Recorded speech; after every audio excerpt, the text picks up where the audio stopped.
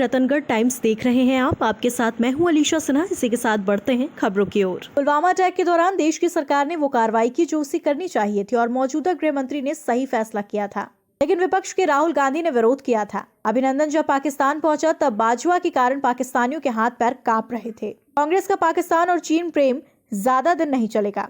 कोई कानून निश्चित रूप से आना चाहिए। जो देश का वंदे मातरम गीत का अपमान करने वाले हैं उन्हें सजा देने के लिए सख्त कानून आना चाहिए।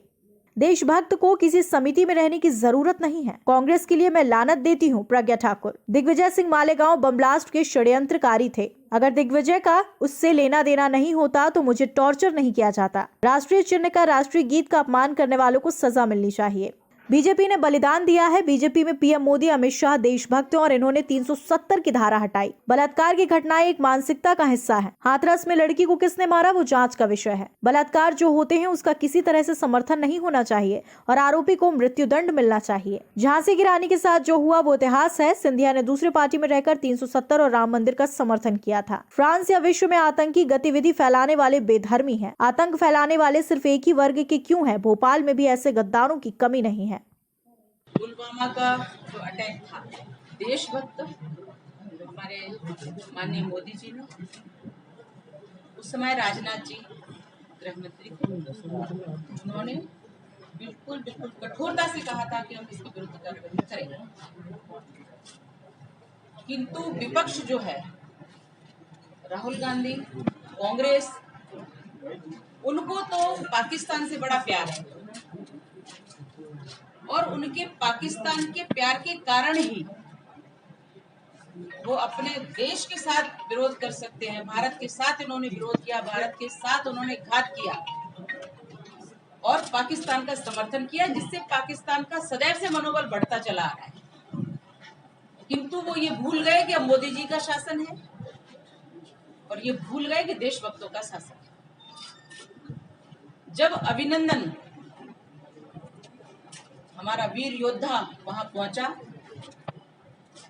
तो ये सच है कि वहां के जो पूर्व स्पीकर थे उन्होंने एक मीटिंग में कहा था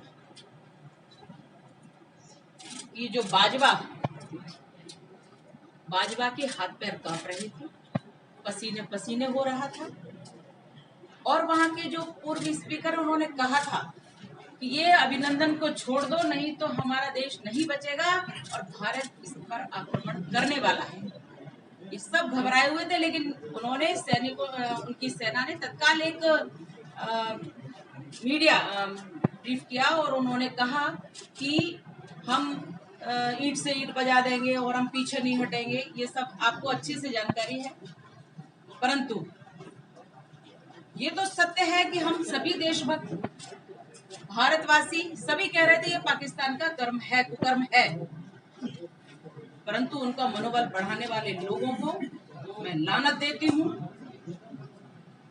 और कहती हूँ कि तुम भी सावधान हो जाओ, क्योंकि ये तुम्हारा पाकिस्तान का प्रेम, ये तुम्हारा चीन का प्रेम, ये अब ज्यादा दिन चलने वाला नहीं है। और ये भारत एक हमारा ऐसा प्रजातंत्रात्मक देश है, इसमें किसी को भी कुछ भी कहने की स्वतंत्रता है।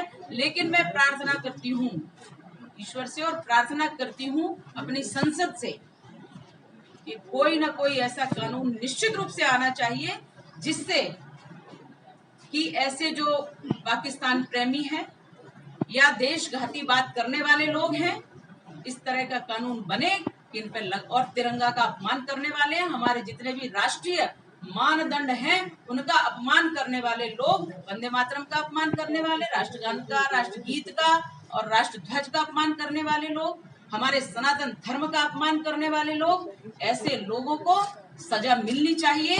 और फ्रांस में नहीं, मैं कह रही हूँ विश्व में जहां भी इस प्रकार के लोग हैं, आतंकवादी गतिविधियां फैलाने वाले, ये विधर्मी हैं।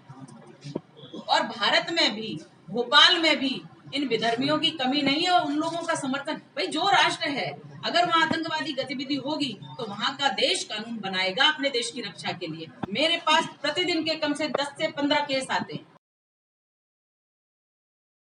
रतनगढ़ टाइम्स में फिलहाल इतना ही। मुझे दीजिए इजाजत। नमस्कार।